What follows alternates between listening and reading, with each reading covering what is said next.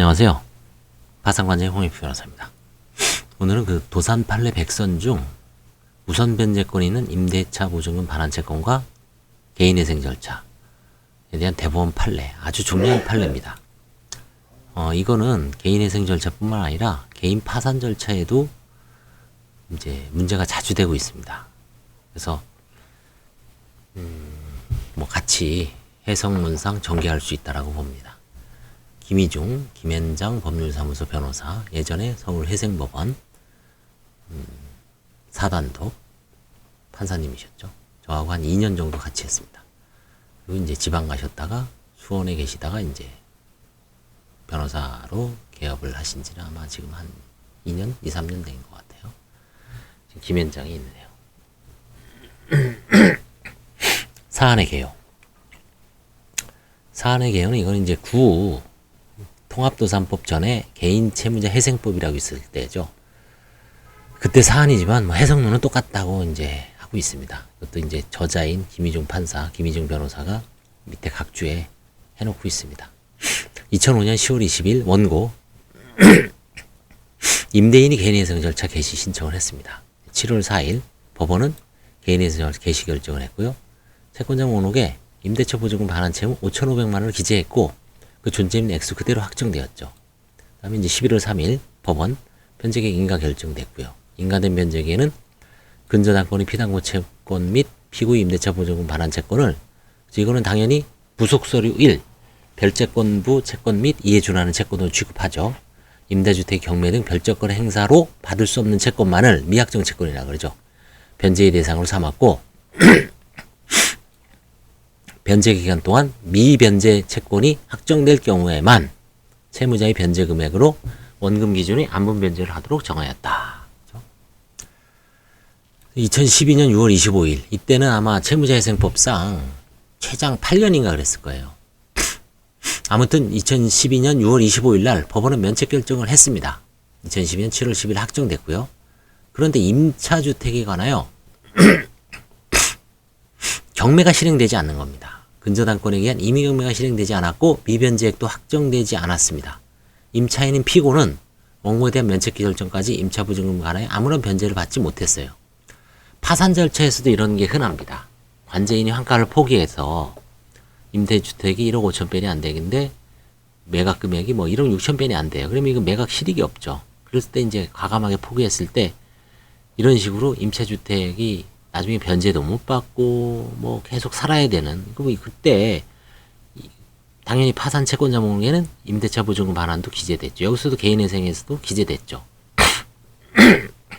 그럴 때 임대차 보증금에 관한 개인회생 채권하고 개인 파산 채권에 목록에 포함되어 있을 때 어떻게 이거를 면책시킬 것인가 말 것인가 어떻게 해석할 것인가에 관한 해석론이 이제 최근에 대법원 판례에 나왔다는 겁니다. 파산에는 똑같은 판례는 없는데 이 개인회생 2017년 대법원 판례의 요지에 의할 때 파산에서도 마찬가지로 결론이 날 것 같습니다.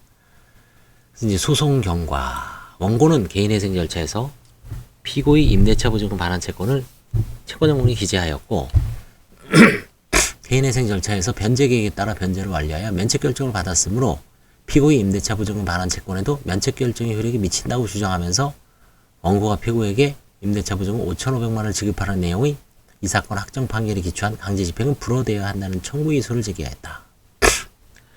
조금 불합리한 주장이죠. 세입자는 돈도 못 받았는데 단순하게 채권자 목록에 기재되었다는 이유만으로 이거를 집행을 못한다는 게 좀 불합리하죠.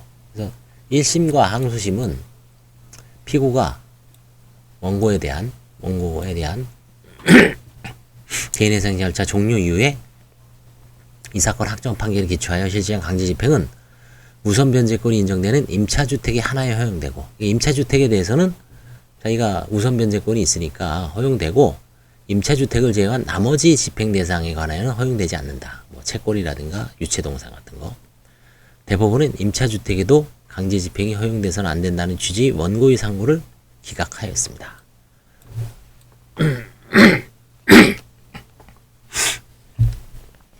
판결 요지는 개인 파산에서도 동일한 논리가 적용되기 때문에 아주 중요한 판결이라고 할 수 있습니다. 임대인에 대한 개인회생 절차의 진행 중에 임차주택의 환가가 이루어지잖아. 똑같습니다. 임대인에 대한 개인 파산 절차의 진행 중에 임차주택의 환가가 이루어지지 않아 주택임차인이 환가대금에서 임대차 보증금 반환 채권을 변제하지 못한 채 임대인에 대한 면책결정이 확정되어 개인회생 절차가 종료되었더라도 특별한 사정이 없는 한 주택임차인의 임대차 보증금 반환 채권 중 구 개인채무자회생법 46조 제1항에 의하여 인정된 무산변제권의 한도 내에서는 같은 법 84조 2항 단서 1호에 따라 면책이 되지 않는 개인회생 채권자문에 기재되는 청구권에 해당하여 면책결정의 효력이 미치지 않는다. 이게 약간 좀 웃긴 게 개인회생 채권자 목록에는 분명히 임대차 보증금 반환 채권이 5,500만 원이 기재됐는데 면책결정이 효력이 미치지 않는다라고 보는 거죠. 결국 효력을 제한하는 거죠. 그죠? 근데 좀 효력이 미치지 않는다는 논리가 개인회생 채권자 목록에 기재되지 아니하는 청구권에 해당하여 제한을 하는 겁니다. 약간 좀 논리적으로는 여러 가지 해석론이 전개되기 때문에 한번 보겠습니다.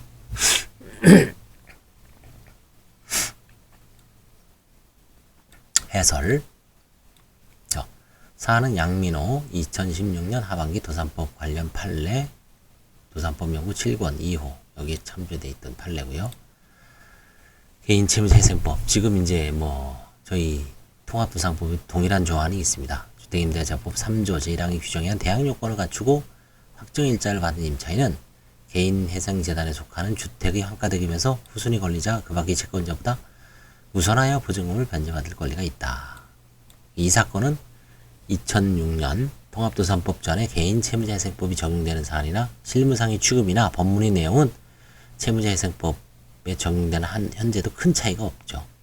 그래서 채무자회생법을 적용함에 있어서도 유효하다고 할 수 있습니다. 아울러 파산 절차에서도 동일한 사안에서는 마찬가지가 적용돼야 될 것으로 생각됩니다. 임대차 보증금 반환 채권은 다른 일반 개인회생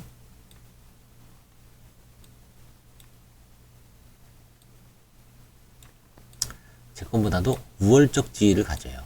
우월적 지위를 가지지만 임차주택의 환가대금의 한도 내에서만 우선권을 가지므로 우선권 있는 개인회생 채권이 아닌 특정 재산에 관하여 우선적이고 개별적으로 변제받을 수 있는 별채권과 유사한 성격을 가지죠. 그래서 준별채권을 하죠. 실무사는 임차인이 임대차 보증금 반환 채권에 관하여 판결 등 집행권을 따로 가지고 있지 않다고 하더라도 이 채권은 개인회생 채권자 목록에 기재된 개인회생 채권에 해당하므로 채무자, 여기서 임대인이죠. 임대인에 대해 개인회생 절차 개시 결정이 내려졌다면 집행권을 의한 강제 집행은 개인채무자회생법 60조 제1항 2호에 따라 금지된다고 설명하고 있습니다.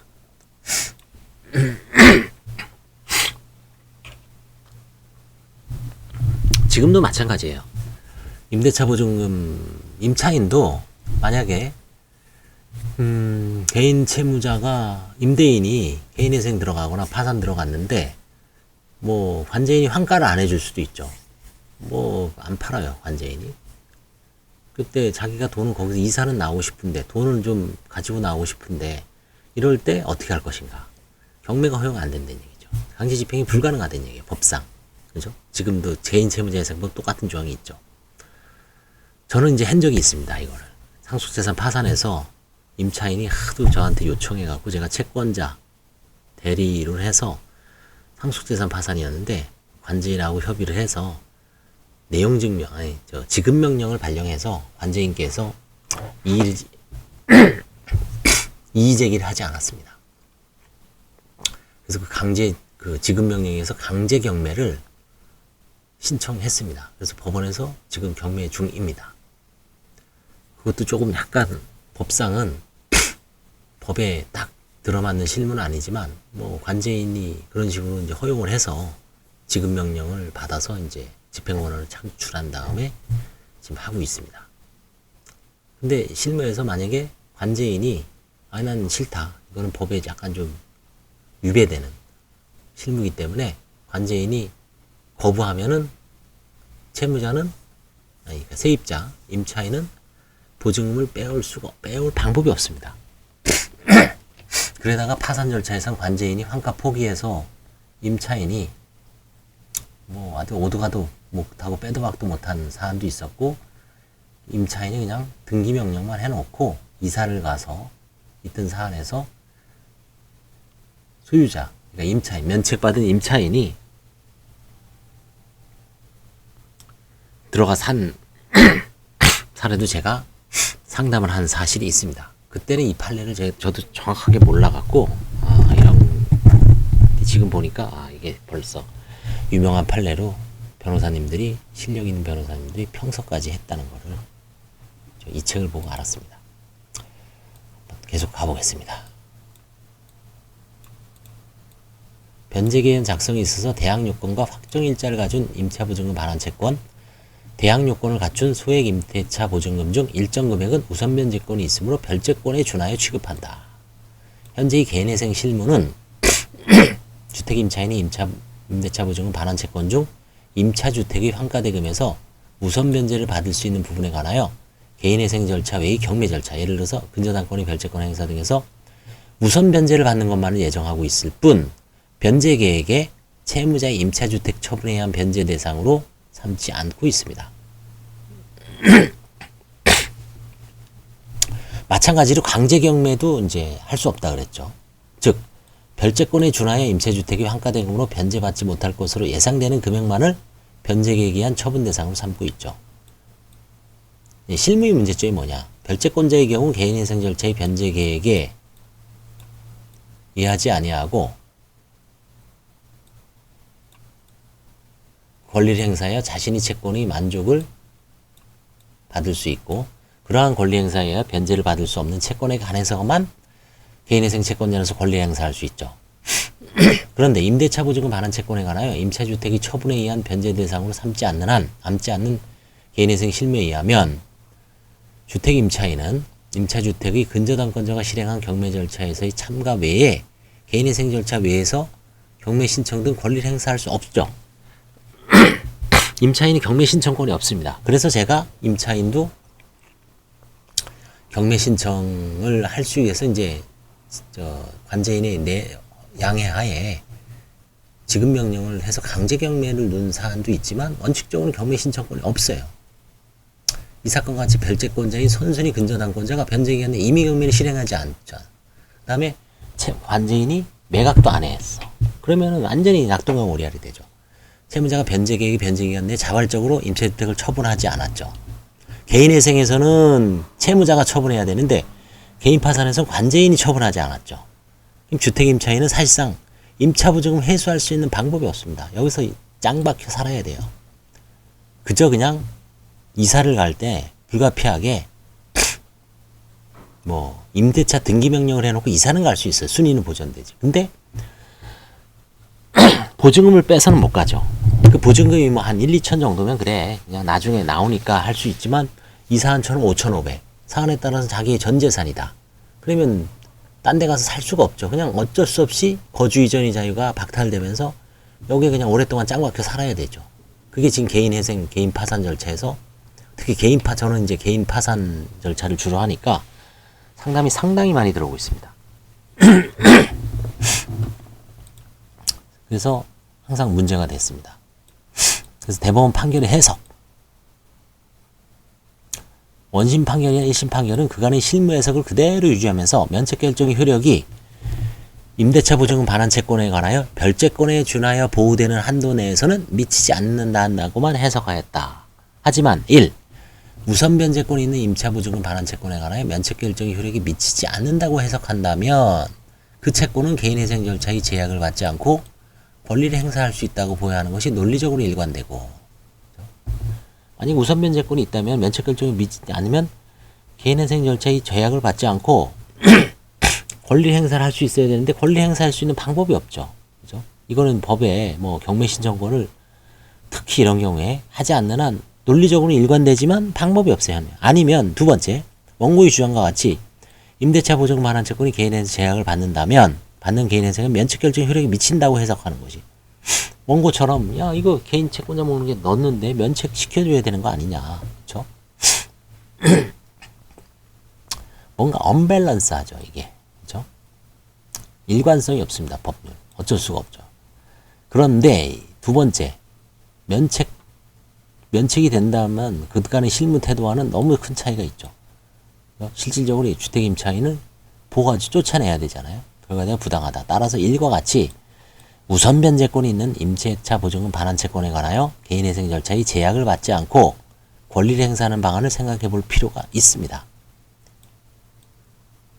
이에 관하여는 우선 변제권이 있는 임대차 보증금 반환 채권을 개인회생 채권 정문에 기재되지 아니한 청구권으로 해석하거나 개인회생 채권이 아닌 것으로 인정하는 방법이 있습니다. 그런데 임대차 보증금 반환 채권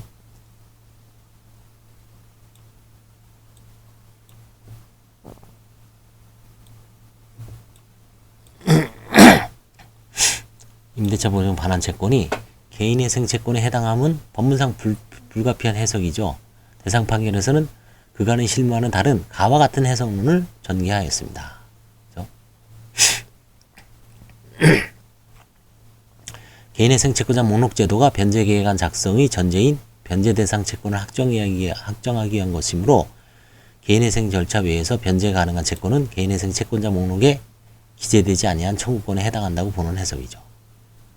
좀 이상하죠. 개인회생 채권자 목록에 분명히 기재됐는데 개인회생 채권자 목록에 기재되지 아니한 청구권으로 봐서 비면책의 효력을 미치는 거죠. 즉 개인회생 절차 외의 경매 절차에서 우선 변제가 가능하다는 취지의 개인채무자회생법 46조와 함께 별채권에 준하여 취급하는 개인회생 실무 등을 고려하여 임대차 보증금 반환 채권 중 개인회생 절차 외의 경매 절차 등에서 변제받을 수 없는 부분만이 변제계획의 변제 대상이 되고 그 부분만이 개인회생 채권자 목록에 기재된 청구권에 해당한다는 것이죠. 이러한 해석은 우선 변제권이 있는 임대차 보증금 반환 채권을 별채권에 준하여 취급하는 현재의 변제계획 작성 실무와도 들어맞고 있죠. 그래서 대상 판결의 포섭 범위를 확정하면 개인회생 절차 개시 후 임차주택에 대해 우선 변제권이 미치는 한도에서 소재기 및 집행, 강제 집행도 가능합니다. 그래서 그 임차인은 소송, 임대차 보증금 반환 소송 및 그거에 의해서 강제 집행도 가능해야죠. 이거를 우선 변제를 받을 수 있으니까. 이거는 상속 한정승과 같이 물적 유한 책임이 인정하는 것과 유사하죠. 대개 이제 이런 경우는 어떻게 하냐면 임대차 보증금 반환 채권에 대해서 주택도시공사라고 있습니다. 서울 주택도시보증공사인가 거기에다가 이걸 채권을 양도합니다. 임차 보증금을 양수하고 자기는 돈을 받아서 이사를 갑니다. 등기명령을 해놓고 그러면 그 양수받은 주택도시공사가 임대인을 상대로 지금 이제 소유자죠. 면책받은 임대인을 상대로 소송을 걸죠. 소송을 걸어서 아니면 파산 면책을 받은 그 채무자를 상대로 개인회생 채무자, 개인 파산 채무자를 상대로 양수금 청구 소송을 제기합니다. 그래서 판결을 받은 다음에 그거에 의해서 경매를 넣어서 거기서 우선 변제를 받아가는데 여기서 이제 쟁점은 그 우선 변제를 받은 범위 내에서 그 이자가 쟁점이 됩니다. 이자는 제가 보기에는 우선 변제의 범위에 속하지 않는다라고 보여지는데 그게 하여튼 지금 소송거리가 되고 있습니다. 아무튼 강제 집행은 가능해야죠. 그래야 우선 변제를 받아가죠. 소재기 및 강제 집행이 가능하다. 이거는 상속 한정승과 같이 물적 유한 책임을 인정하는 것과 유사하죠. 물건, 임차 주택의 한도 내에서는 우선 책임을 지는 거죠. 한편 채무자회생법, 현행법입니다. 600조 2항에 의하여 변제계획 인가 결정일까지 담보권의 실행 등에 의한 경매가 중지 또는 금지되는데 대상 판결 같은 해석은 개인회생 절차 개시 후에도 일정 기간 임대차 보증금 반환 채권에 의한 강제 집행을 중지 또는 금지시킬 수 없는 문제가 생기죠. 이런 경우에는 이제 임차인은 강제 집행 및 소재기 가능하다는데 임의경매는 중단되는 규정이 있는데 이 대법원 판례 해석에 의하면 임차인은 이렇게 소재기 및 강제 집행이 가능하다고 하는데 이런 규정은 없어요. 그래서 이 금지시킬 수 있는 문제가 생기지만 위 규정을 유추하여 적용하는 방법도 있다. 이 유추 적용하면 임차인도 최소한 변제객 인가까지는 좀 참으시오. 그쵸? 변제객 인가까지 좀 참아라. 얼마 안 되니까. 그쵸? 그때까지 막 뭐 보증금을 못 빼서 막 소송 걸지 말고 변제객 인가까지는 한 5, 6개월 정도 걸리니까 그때까지만 좀 참으십시오. 그리고 나서 인가가 되면 주택 임차인도 이 법리에 의해서 소송 및 강제 집행을 해서 우선 변제를 받아와라. 그런 취지라고 할 수 있습니다.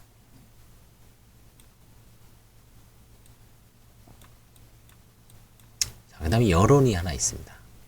대상 판결은 그간 임대차 부증 반환 채권에 관한 실무의 모순되는 해석 때문에 임차인이 권리구제가 어려웠던 점을 해결하는 방안을 제시하였다는데 그 의의가 있습니다. 대상 판결이 포섭범위에 관해 면책 결정이 효력에 관한 것만으로 받아들이는 것이 일반적인데 이와 같은 대상 판결의 범위가 나오게 된 배경 등을 살펴보면 개인회생 절차 개시 후 임대차 보증금 반환 채권에 기한 소재기나 강제 집행까지도 영향을 미칠 수 있다. 가능하다는 얘기죠. 아울러 개인 파산에서도 이런 문제가 심심치 않게 지금 제가 지금 상담한 것만 해도 한 3건 정도가 돼요. 3건 케이스가 약간씩은 다른데 동일한 쟁점입니다. 그때 이 판례 개인 파산에서는 이런 취지의 판례가 없지만 이 개인회생에서와 뭐 개인 파산에서 같은 논리도 똑같죠.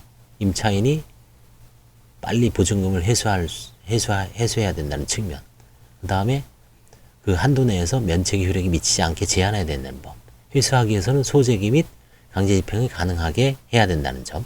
다만 개인 회생에서는 이 변제기 인가 전까지는 좀 유추적용해서 600조를 유추해서 좀 중단시키고 개인 파산에서는 언제든지 준별제권이니까 별제권에 준해서 언제든지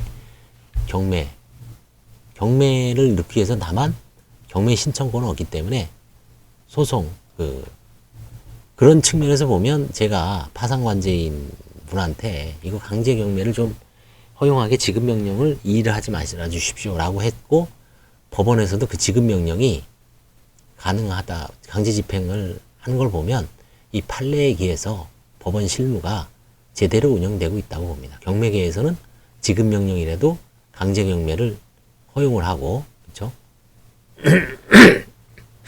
사실상 준별채권이지만 경매 신청권이 없기 때문에 집행권은 강제 경매로 하는 수밖에 없습니다. 지급명령 그렇죠? 아니면 파산관제인한테 이제 공정증서를 받아서 강제 집행할 수도 있고요. 근데 준별채권이니까 우선 변제권을 받아가는. 그래서 이 판결은 상당히 개인 파산에서도 유추 적용하거나 그 법리를 그대로 수용해서 할 수 있기 때문에 아주 담비와 같은 판결이고 저는 이제 개인 파산에서 이 판결을 이제 오늘 이제 공부를 했기 때문에 향후 자주 써먹을 수 있을 것 같습니다. 그리고 제가 지금 그 상속재산 파산에서 관제인이 양해해야 하는 것도 어쩌면 정확한 어떤 실무, 이론적 대법원 판례 취지에 맞는 실무에 어떤 확신이 드네요. 그리고 이 판례는 잘 공부해 보시기 바랍니다. 판례 번호를 한번 알려드릴까요?